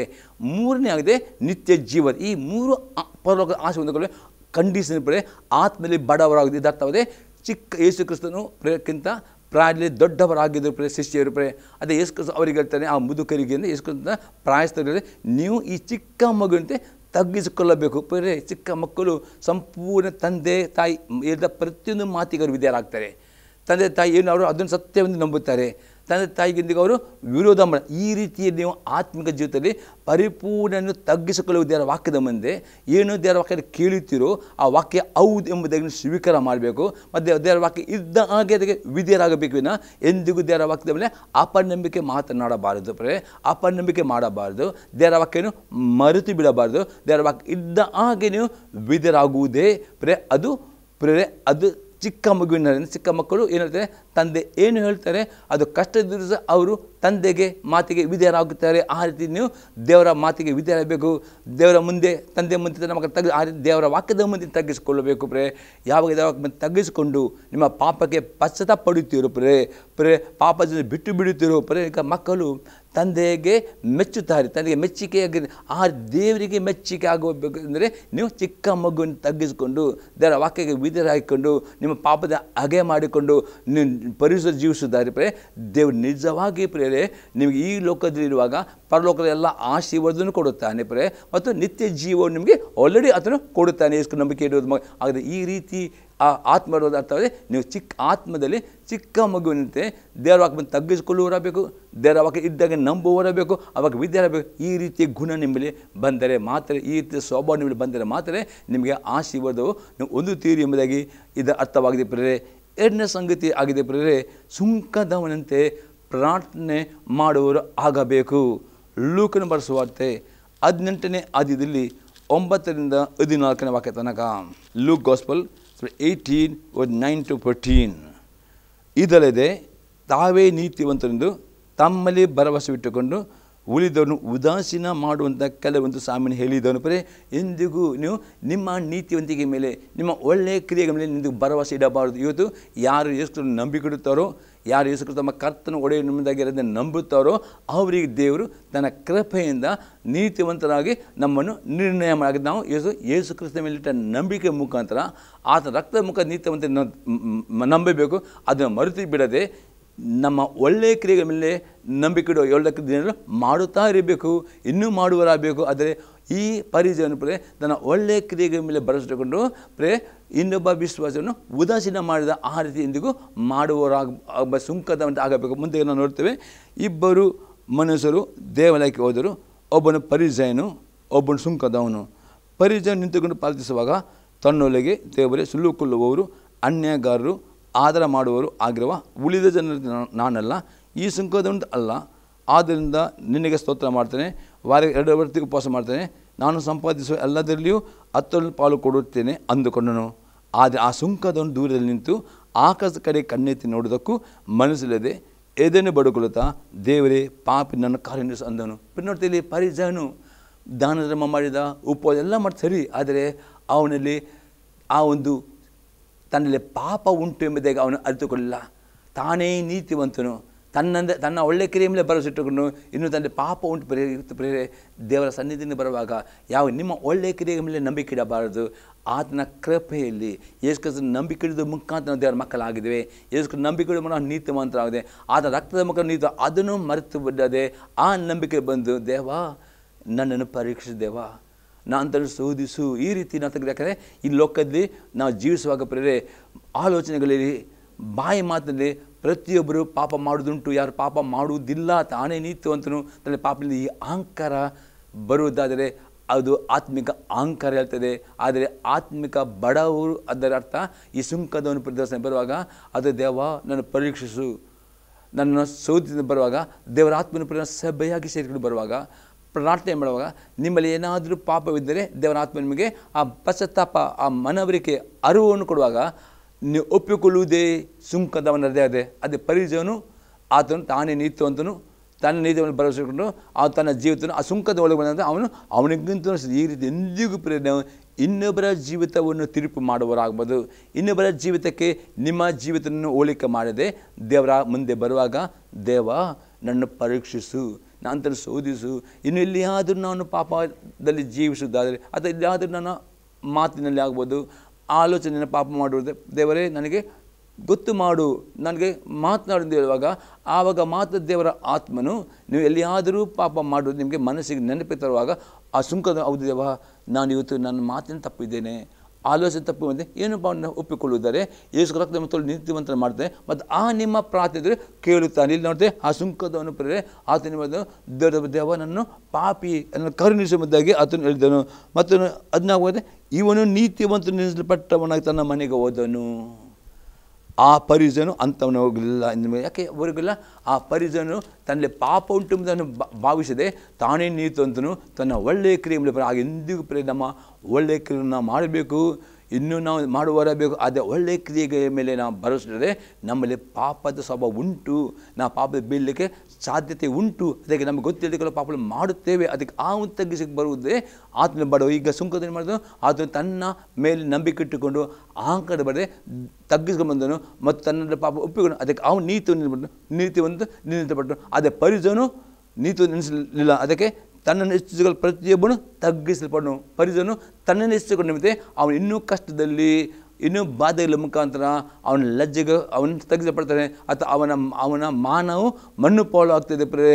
ಆದರೆ ಸುಂಕದವನು ಮಾಡ್ತಾನೆ ತಗ್ಗಿಸಿಕೊಂಡು ತನ್ನ ತಗ್ಗಿಸಿಕೊಳ್ಳೋನು ಹೆಚ್ಚಿಸಲ್ಪಡಾಗಿದೆ. ಇವತ್ತು ನಿಮಗದ ಅವಮನೆ ಬಂದು 2 ಪಟ್ಟು ಮಾನ ಬೇಕಾ ಪ್ರೇ ದೇವರ ಮುಂದೆ ಬರುವಾಗ ದಿನ ಅವನಿಗೆ ಆತ್ಮದಲ್ಲಿ ನಾವು ಬಡವರಾಗಬೇಕು. ಆದರೆ ನಾವು ಆತ್ಮದಲ್ಲಿ ನಾವು ಶ್ರೀಮಂತರಾಗಬಾರ್ದು. ಇನ್ನೂ ನಾನು ಪ್ರಾರ್ಥನೆ ಮಾಡಿದರೆ ತೃಪ್ತಿ ಪಡಬಾರ್ದು, ವಾಕ್ಯ ಓದಿದ ತೃಪ್ತಿ ಇನ್ನೂ ಪ್ರಾರ್ಥನೆ ಮಾಡಬೇಕು, ಇನ್ನೂ ವಾಕ್ಯ, ಈ ರೀತಿಯ ನಿಮಗೆ ಆಸಕ್ತಿ ಬರಬೇಕು. ಅದು ಆ ಬಡತನದಲ್ಲಿದ್ದರೆ ಮಾತ್ರವೇ ಆತ್ಮಕ್ಕೆ ಶ್ರೀಮಂತರಾದರೆ ಅವರು ಪ್ರಾರ್ಥನೆ ಮಾಡಬೇಕಿಲ್ಲ. ಅಂದರೆ ಆ ರೀತಿ ಅದು ಬರದೆ ದೇವರ ಮುಂದೆ ಬರುವ, ದೇವ ನನ್ನನ್ನು ಪರೀಕ್ಷಿಸು, ದೇವ ನಂತರ ಶೋಧಿಸು, ದೇವ ಈ ನಾನು ಸಭೆಗೆ ಹೋಗ್ತೇನೆ, ನಿನ್ನ ಸೇವಕರ ಮುಖದ ಮಾತನಾಡು, ದೇವ ಈ ಟಿ ವಿ ಮಾಧ್ಯಮ ನನ್ನ ಮೆಸೇಜ್ ಕೇಳ್ತೇನೆ, ನನ್ನ ಈ ರೀತಿ ಪ್ರಾರ್ಥನೆ ಮಾಡಿ ದೇವರ ಆತ್ಮ ಈ ಟಿ ವಿ ಮಾಧ್ಯಮ ಮುಖಾಂತರ ನಿಮಗೆ ಮಾತನಾಡ್ತಾನೆ. ಆಗ ಸುಂಕದ ಪಾಪ ಒಪ್ಪಿಕೊಳ್ಳು ಅರಿಕೆ ಮಾಡಿದ್ರೆ ನಿಮ್ಮ ಪಾಪಗಳು ಸಮಿಲ್ಪಡ್ತೇವೆ, ನಿಮ್ಮ ಪ್ರಾರ್ಥನೆ ಉತ್ತರ ಕೊಡುತ್ತೇನೆ. ಅದೇ ಪರಿಚಯವಾಗಿ ನಾನೇ ನೀತಿವಂತನು, ನಾನು ಉಪವಾಸ ಮಾಡ್ತೇನೆ, ದಾನ ಧರ್ಮ ಮಾಡ್ತೇನೆ ಅಂದರೆ ಈ ರೀತಿ ಸ್ವಾನಿತ್ಯ ನಂಬಿಕೆ ಇಟ್ಟುಕೊಂಡು ಇನ್ನೊಬ್ಬರನ್ನು ಅವನಿಗಿಂತನೂ ಶ್ರೇಷ್ಠನು, ಅವನ ಹೆಸರು ಪ್ರಾರ್ಥನೆ ಮಾಡ್ತೇನೆ, ಅವನ ಈ ರೀತಿ ಇನ್ನೊಬ್ಬರಿಗೆ ಬೆರಳು ತೋರಿಸಿ ನಿಮಗೆ ಬೆರಳು ತೋರಿಸಿ, ದೇವ ಇನ್ನೂ ನಾನು ಎಲ್ಲಿ ತಪ್ಪಿದ್ದೇನೆ, ಈ ರೀತಿ ನೀವು ಪಶ್ಚಾತ್ತಾಪಟ್ಟು ತೆಗೆದು ಇದೇ ಆಗಿದೆ ಆತ್ಮಲ್ಲಿ ಬಡವರು ಅಂಥವರು ಧನ್ಯರು ಎಂಬ ಯೇಸು ಕ್ರಿಸ್ತನು ಇಲ್ಲಿ ಹೇಳುವನಾಗಿದ್ದಾನೆ. 3ನೇ ಅರ್ಥ ನೋಡ್ತೇವೆ, ಪಶ್ಚಾತ್ತಾಪದ ಹೃದಯದಿಂದ ಉಪವಾಸ ಮಾಡುವವರು ಆಗಬೇಕು. ಪಶ್ಚಾತ್ತಾಪದ ಹೃದಯದಿಂದ ಉಪವಾಸ ಮಾಡುವರಾಗಬೇಕು. ಯೋವೇಲನ ಪ್ರವಾದನೆ ಪುಸ್ತಕ 2ನೇ ಅಧ್ಯಾಯದಲ್ಲಿ 11ರಿಂದ 14 ವಾಕ್ಯ. Joel 2 verse 12 to 14. ಯೆಹೋವನು ಇಂತೆನ್ನುತ್ತಾನೆ, ಈಗಲಾದರೂ ನೀವು ಮನಪೂರ್ವಕವಾಗಿ ನನ್ನ ಕಡೆಗೂ ತಿರುಗಿಕೊಂಡು ಉಪವಾಸ ಮಾಡಿರಿ, ಅಳಿರಿ, ಗೋಳಾಡಿರಿ. ನಿಮ್ಮ ಬಟ್ಟೆಗಳನ್ನೆಲ್ಲ ನಿಮ್ಮ ಹೃದಯಗಳನ್ನು ಹರಿದುಕೊಂಡು ನಿಮ್ಮ ದೇವರ ಕಡೆಗೆ ತಿರುಗಿಕೊಳ್ಳಿರಿ.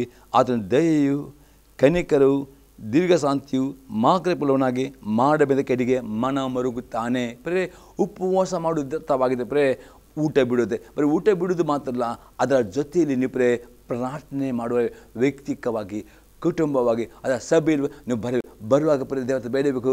ದೇವ ನನ್ನನ್ನು ಸೋದು ಬರೀ ಖಾಲಿ ಉಪವಾಸ ಮಾಡ್ತಿರೋದು ದೇವರಿಗೆ ಬೇಕು, ಪಶ್ಚಾತ್ತಾಪದ ಹೃದಯ ಬೇಕು. ದೇವ ನನ್ನ ಕೆಲವೊಂದು ಪಾಪಗಳು ನಿಮ್ಮ ಮರೆಯಾಗಿರ್ತೇವೆ, ನಿಮಗೆ ನೆನಪಿರುವುದಿಲ್ಲ, ಅರಿಕೆ. ಅದಕ್ಕೋಸ್ಕರ ಉಪವಾಸ ಮಾಡುವಾಗ ನೀವು ಈ ರೀತಿ ತಗ್ಗಿಸ್ಕೊಂಡು ಬಂದರೆ ದೇವರ ಆತ್ಮನು ವಾಕ್ಯದ ಮುಖಾಂತರ, ಸೇವಕರ ಮುಖಾಂತರ, ಪ್ರವಾದನೆ ಮುಖಾಂತರ, ಮನಸಾಕ್ಷಿ ಮುಖಾಂತರ ಅಥವಾ ಬೇರೆ ಬೇರೆ ದೇವರ ಆತ್ಮನು ನಿಮಗೆ ಪಾಪದ ಬಗ್ಗೆ ಅರಿವನ್ನು ತರುವಾಗ ಒಪ್ಪಿಕೊಂಡು ಆ ಪಾಪ ಬಿಟ್ಟು ಬಿಡುವುದಾದರೆ ಆ ಉಪವಾಸದಲ್ಲಿ ಮೆಚ್ಚಿಕೊಂಡು ನಿಮಗೆ ಮಾಡಿದ ಕೇಡಿಗೆ ಮರುಗುತ್ತೆ. ಇದು ದೇವರ ಮಕ್ಕಳಿಗೆ ನಿಮಗೆ ಏನಾದರೂ ಕಷ್ಟ ಬಂದಿರ್ತದೆ, ದೇವರ ಅಪ್ಪಣೆ ಇಲ್ಲದೆ ಯಾವ ಕಷ್ಟ ಬರುವುದಿಲ್ಲ. ಯಾಕಂದರೆ ಅದಕ್ಕೆ ಯೇಸು ಕ್ರಿಸ್ತ ನಂಬಿಕೊಡುತ್ತಾರೋ, ನೀಡಿ ಮುಡಿತಾರೋ ದೇವರನ್ನು ನೀತಿವಂತನಾಗಿ ಅವನು ನಿರ್ಣಯ ಮಾಡಿದ್ದಾನೆ. ಪವಿತ್ರ ಅವರ ಆತ್ಮಲ್ಲಿ ಮುದ್ರೆ ಹಾಕಿದರೆ ನೀವು ದೇವರ ಮಕ್ಕಳಾಗಿದ್ದೀರಿ.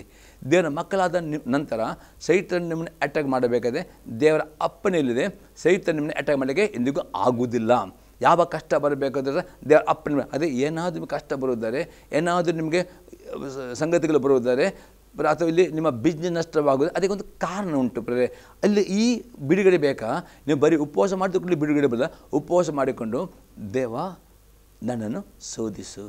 ಹೌದೀಗ ಸಭೆಯಾಗಿ ಉಪವಾಸಕ್ಕೆ ನೀವು ಬರುವುದಾರೆ, ದೇವ ಇವತ್ತಿನ ಸಭೆಯಾಗಿ ಉಪವಾಸಕ್ಕೆ ಹೋಗ್ತೇನೆ, ನಿನ್ನ ಸೇವಕರ ಮುಖದ ಮಾತನಾಡು ದೇವ, ಪ್ರಾವದ ಮುಖದ ಮಾತನಾಡು, ಯುವ ಸೇವಕರು ಬೈಬಲ್ ಸ್ಟಡಿ ಮುಖದ ಮಾತನಾಡು. ಈಗ ಈ ಟಿ ವಿ ಮಾಧ್ಯಮ ಈ ಮೆಸೇಜ್ ಕೊಡಿದರೆ ಪ್ರಾರ್ಥನೆ ಮಾಡಿ, ದೇವ ಈ ಟಿ ವಿ ಮಾಧ್ಯಮ ಕೇಳಿದರೆ ಈ ಸಂದರ್ಭ ಮಾತನಾಡು, ಹಾಗೆ ದೇವರ ಈ ವಾಕ್ಯಕ್ಕೆ ನಿಮಗೆ ಮಾತನಾಡುವ ನೀವು ಪಶ್ಚಾತ್ತಾಪಟ್ಟುಕೊಳ್ಳುವುದಾರೆ, ಆ ಪಾಪ ಒಪ್ಪಿಕೊಂಡು ಅರಿಕೆ ಮಾಡಿ ಬಿಟ್ಟು ಬಿಡುವುದಾರೆ ದೇವರು ನಿಮ್ಮ ಮೇಲೆ ಕರುಣೆ ತೋರಿಸಿ ನಿಮಗೆ ಬಂದ ಕೀಡು, ನಿಮಗೆ ಏನು ಕಷ್ಟ ಅದರ ಬಗ್ಗೆ ಮನ ಮರುಗುತ್ತಾನೆ. ಅವನಿಗೆ ನಿಮ್ಮ ಮೇಲೆ ಕರುಣೆ ಬರ್ತದೆ. ಹೌದು, ನನ್ನ ಮಗ, ನನ್ನ ಮಕ್ಕಳು ತನ್ನ ಪಶ್ಚಾತ್ತಾಪ ಕರುಣೆ ತೋರಿಸಿ ಆ ಕಷ್ಟ ನಿಮಗೆ ಬಿಡುಗಡೆ ಕೊಡುತ್ತಾನೆ. ನಿಮ್ಮದೇ ದತ್ತವಾಗಿದೆ. ಅದಕ್ಕೆ 14 ಆದ ಒಂದು ವೇಳೆ ಪಶ್ಚಾತ್ತಾಪಟ್ಟು ಹಿಂದಿರುಗಿ ನಿಮ್ಮ ದೇವರಾದ ಯೆಹೋವನ ಧಾನ್ಯ ಪಾನ ನೈವೇದ್ಯಗಳಿಗೆ ಅನುಕೂಲವಾದ ಸುವರ್ಣ ದಾಯಪಾಲಿಸಿ ಓದಾನು. ಆಗ ದೇವರು ನಿಮ್ಮ ದಯ ತೋರಿಸಿ ಆಗ ಆರ್ಥಿಕ ನಿನ್ನ ಬಡತನದಲ್ಲಿರುವುದರೆ ನಿಮ್ಮ ಸಂಬಳ ಹೊಂದಿರೋ ಅಭಿವೃದ್ಧಿ ಮಾಡ್ತಾನೆ. ಆರ್ಥಿಕವಾಗಿ ನೀವು ಸಾಲದಲ್ಲಿರುವುದರೆ ಸಾಲದಿಂದ ಬಿಡುಕೊಡ್ತಾನೆ. ಕೊರತೆಯಲ್ಲಿದೆ ಈ ರೀತಿ ಏನು ಎಲ್ಲ ನಿಮಗೆ ಸಮಸ್ಯೆಗಳು ಉಂಟು ಬರೆ ಆ ಎಲ್ಲ ಕಷ್ಟದಿಂದ ನಿಮಗೆ ಬಿಡುಗಡೆ ಕೊಡೋದು ಯಾವಾಗೆಂದರೆ ಈ ಚಿಕ್ಕ ಅಂದರೆ ಆತ್ಮಲ್ಲಿ ಬಡವೇ ಪಶ್ಚಾತ್ತಾಪದ ಹೃದಯದಿಂದ ಉಪವಾಸ ಮಾಡುವುದು, ಆತ್ಮಲ್ಲಿ ಬಡತನಕ್ಕೆ ಒಳಿಗೆ ಈ ರೀತಿ ಬಂದರೆ ಮಾತ್ರವೇ ದೇವರು ನಿಮ್ಮನ್ನು ಆಶೀರ್ವಾದ ಕೊಡುತ್ತಾನೆ. ಆದರೆ ಬರೀ ಉಪವಾಸ ಮಾಡಿಕೊಂಡು ಪಾಪ ಪಶ್ಚಾತ್ತಾಪ ಪಡುವುದಿಲ್ಲೋ, ನಾನು ಉಪವಾಸ ಮಾಡಿದ್ದೇನೆ ಅಂತ ಉಪವಾಸ ಮಾಡೋದು ಪಶ್ಚಾತ್ತಾಪ ಪಡಲಿಕ್ಕೆ, ವಾಕ್ಯ ಓದಲಿಕ್ಕೆ, ವಾಕ್ಯ ಶೋಧಿಸಿಕೊಂಡು ಪಾಪ ಅರಿಕೆ ಮಾಡಲಿಕ್ಕೆ ಈ ರೀತಿ ಉಪವಾಸದಿಂದ ಪಶ್ಚಾತ್ತಾಪ ಪಡುವುದಾರೆ ಆ ಉಪವಾಸದಲ್ಲಿ ಮೆಚ್ಚಿಕೊಂಡು ನಿಮ್ಮದ ಕಷ್ಟದ ಬಗ್ಗೆ ಆತನ ಮನಮರಿಗೆ ನಿಮಗೆ ಅದನ್ನು ಆಶೀರ್ವಾದವನ್ನು ಕೊಡುತ್ತಲೇ ಯೋಯಲ್ ಪ್ರವಾದಿ ಅತಿ ಪ್ರತಿ ಹೇಳುವನಾಗಿದೆ. ಈಗ 4ನೇ ಸಂಗತಿ ಆಗಿದೆ ಆತ್ಮಲ್ಲಿ ಬಡ ಅರ್ಥವಾಗಿದೆ. ದೇವರ ಮಾತಿಗೆ ಭಯಪಡುವರ ಆಗಬೇಕು.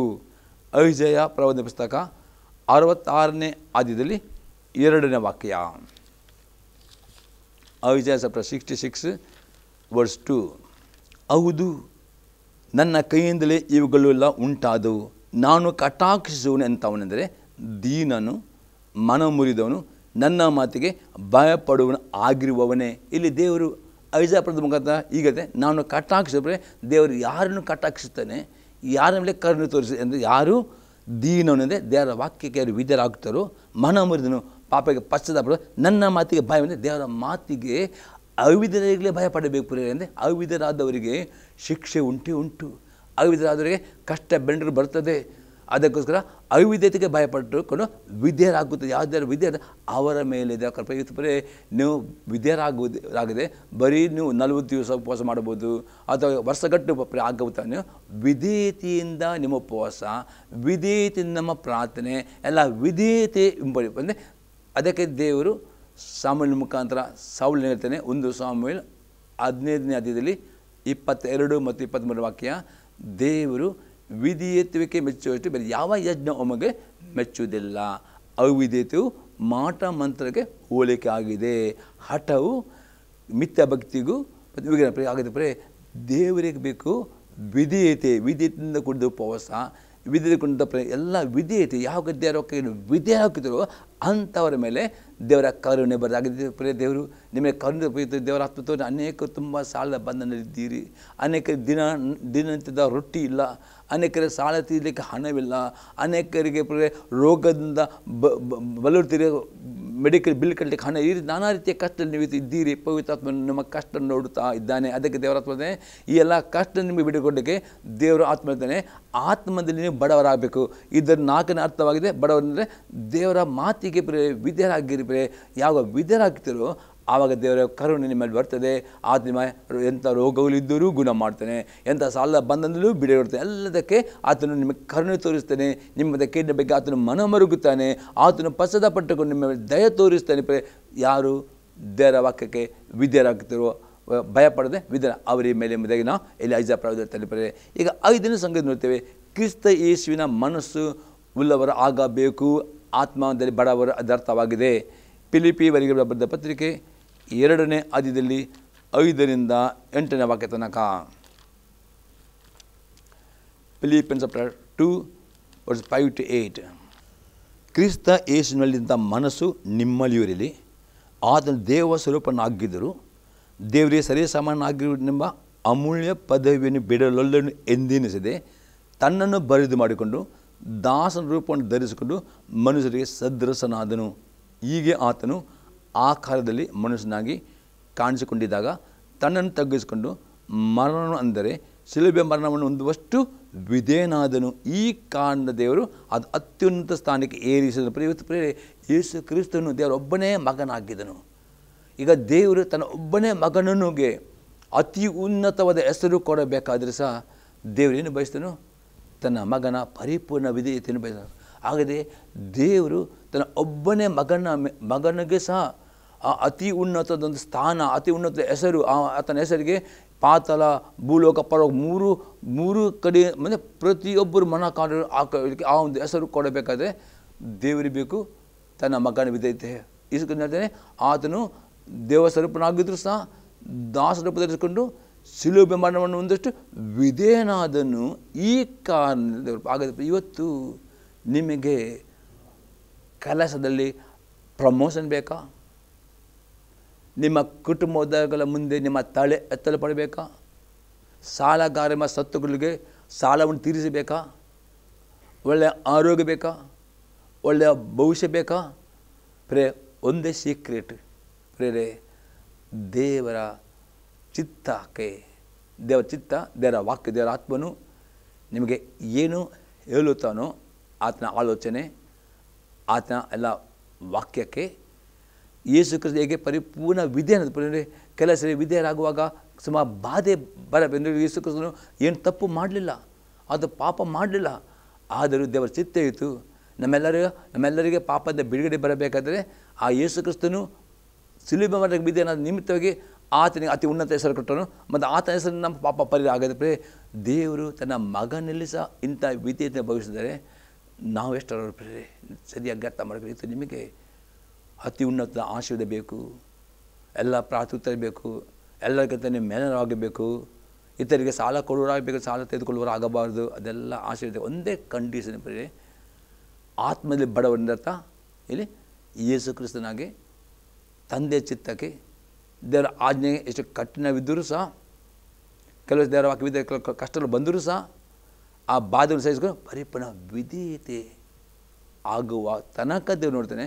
ಯಾವ ವಿಧೇಯರಾಗಿರ್ತಾರೋ ಆವಾಗ ದೇವರು ಅತಿ ಉನ್ನತ ಆಶೀರ್ವಾದವನ್ನು ನಿಮಗೆ ರಿಲೀಸ್ ಮಾಡುತ್ತಾನೆ. ಪ್ರಾರ್ಥನೆ ಅಷ್ಟೇ. ಎಷ್ಟೋ ತನಕ ನಾವು ವಿಧೇಯರಾಗುವುದಿಲ್ಲವೋ ಅಷ್ಟು ತನಕ ದೇವರ ಆಶೀರ್ವಾದವನ್ನು, ಅತಿ ಉನ್ನತ ಆಶೀರ್ವಾದನು, ಆ ಬಿಡುಗಡೆಯನ್ನು, ಆ ಸಮೃದ್ಧಿಯನ್ನು ಅಥವಾ ಅಭಿಷೇಕವನ್ನು ಹೊಂದಿಕೊಳ್ಳಲಿಕ್ಕೆ ಆಗೋದಿಲ್ಲ.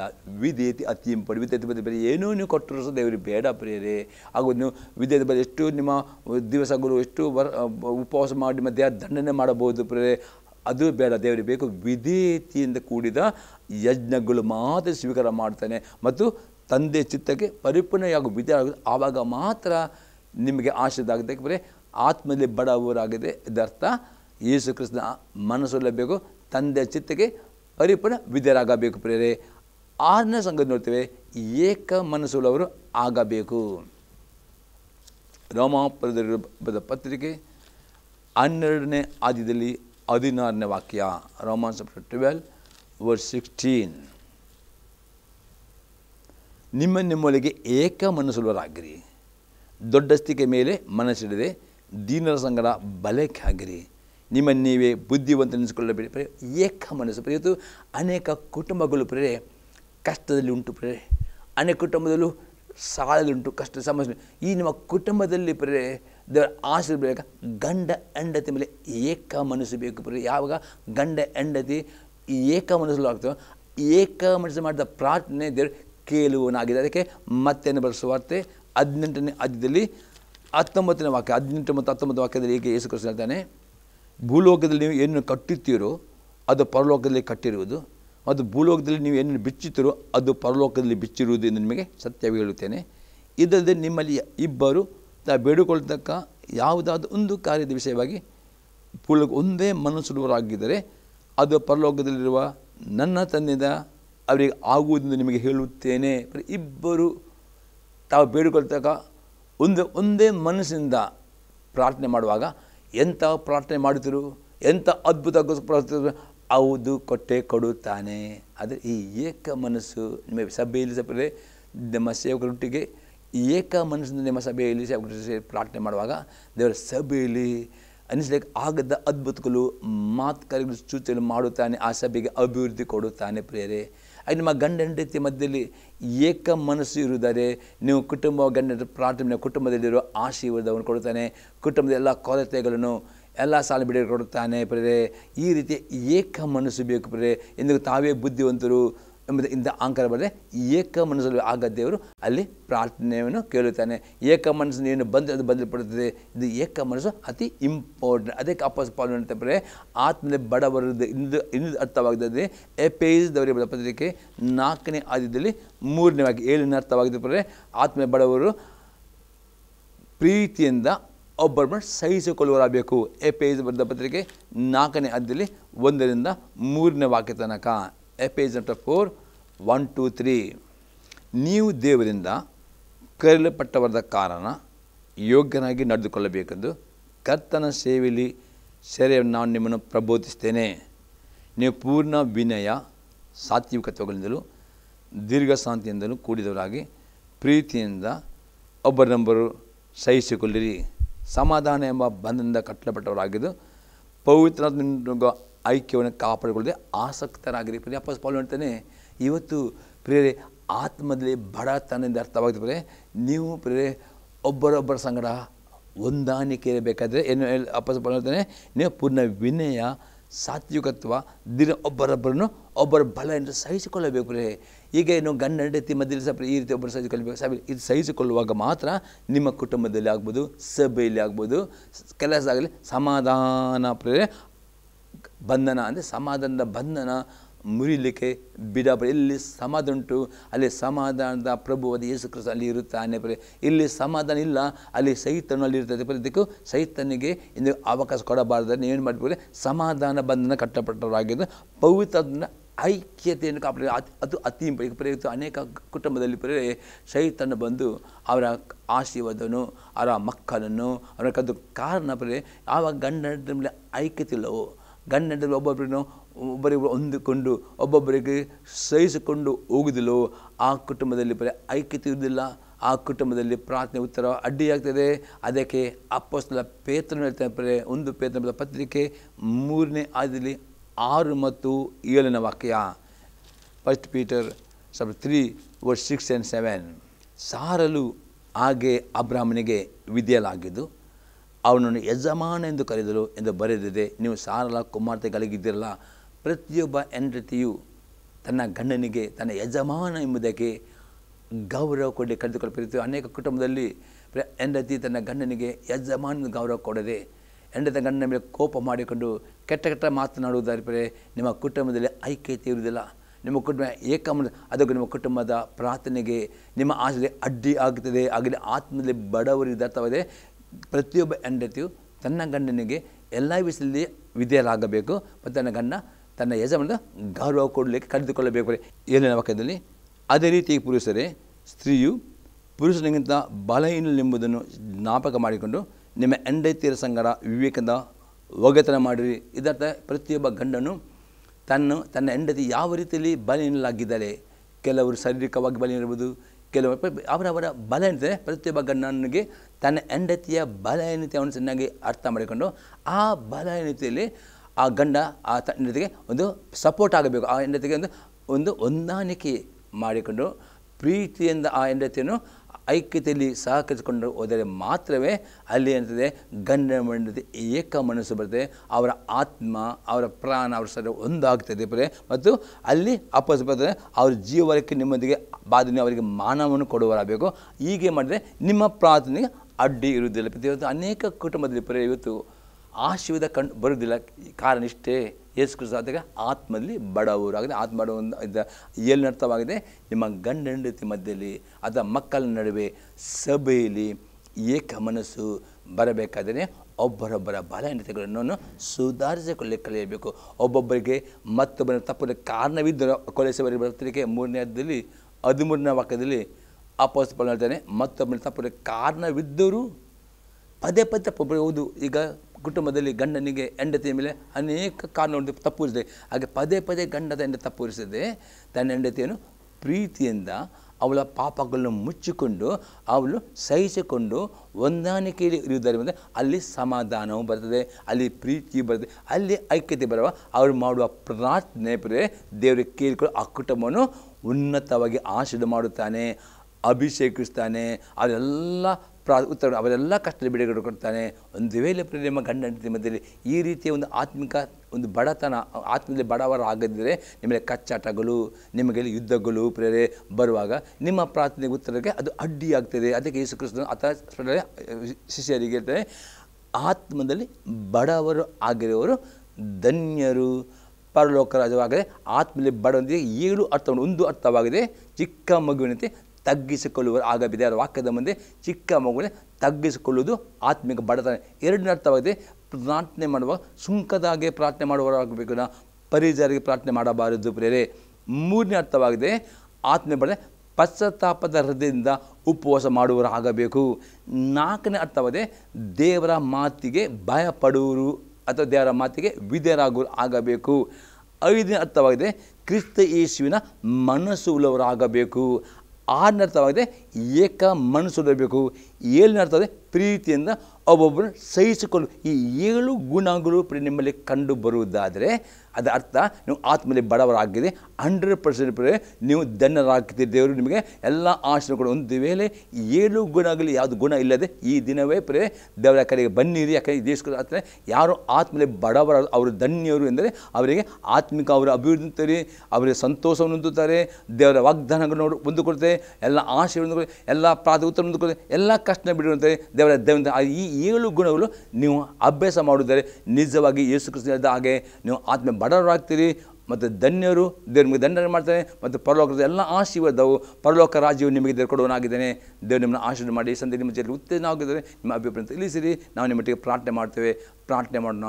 ಪರಲೋಕದ ದೇವರೇ, ಯೇಸು ಕ್ರಿಸ್ತನ ನಾಮದಲ್ಲಿ ಸ್ತೋತ್ರವನ್ನು ಕೊಂಡಾಡ್ತೇನೆ. ಈ ಮುಖಾಂತರವಾಗಿ ನಿನ್ನ ಮಾತನಾಡಿದಿ ಆತ್ಮದಲ್ಲಿ ಬಡವರಾಗುವುದು ಹೇಗೆ ಎಂಬುದೇ ಈ ವಾಕ್ಯಗಳು ಪ್ರತಿಯೊಬ್ಬರು ಈ 7 ಗುಣಗಳು ತಮ್ಮನ್ನು ಧರಿಸಿಕೊಂಡು ನಿನ್ನ ಮುಂದೆ ಆತ್ಮದಲ್ಲಿ ಬಡವರಾಗಿಕೊಂಡು ಬರುವುದಕ್ಕೆ ಕೃಪೆ ಕೊಟ್ಟು ನೀವು ಅದೆಲ್ಲ ಆಶೀರ್ವಾದವನ್ನು ದೆವ್ವ ಎಲ್ಲ ಬಿಡು ಹೊಂದಿಕೊಳ್ಳುವಾಗೆ ಎಲ್ಲ ನಿನ್ನ ಮಕ್ಕಳನ್ನು ಹಸ್ತಕ್ಕೆ ಪ್ರತಿಯೊಬ್ಬರು ನಿನ್ನ ಆಶೀರ್ವಾದ ಬಿಡುಗಡೆ ನಾನು ಬೇಡ್ತೇನೆ ಯೇಸು ಕ್ರಿಸ್ತನ ನಾಮದಲ್ಲಿ.